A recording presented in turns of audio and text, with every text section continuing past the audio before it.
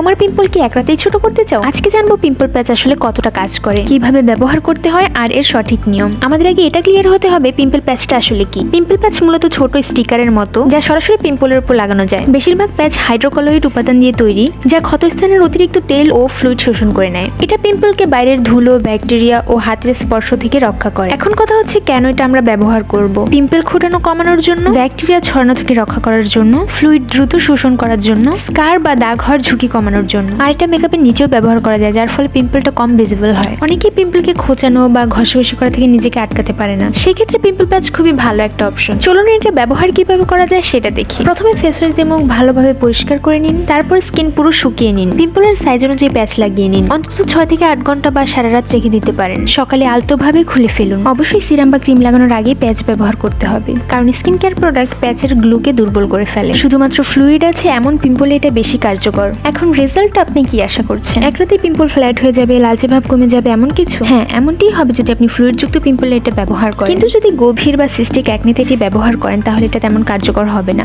প্যাচটি সাদা হয়ে গেলেই বুঝবেন এক্সেস ফ্লুইডটি অ্যাবজর্বড হয়ে গেছে। স্মল বাট ইম্পর্টেন্ট টিপস: দিনে বারবার প্যাচটি খুলে দেখবেন না, একই প্যাচ দ্বিতীয়বার ব্যবহার করবেন না। সেনসিটিভ স্কিনে অবশ্যই প্যাচ টেস্ট করে নিন। আর আপনার যদি অনেক বেশি অ্যাকনি ব্রেকআউট বা সিভিয়ার অ্যাকনি সমস্যা থেকে থাকে তাহলে শুধুমাত্র পিম্পল প্যাচ সব ক্ষেত্রে ভালোভাবে কাজ করবে না। তাই পিম্পলকে আর ভয় নয়, সঠিকভাবে ট্রিট করুন। আশা করি খুব তাড়াতাড়ি আপনার পিম্পলটি ভ্যানিশ হয়ে যাবে।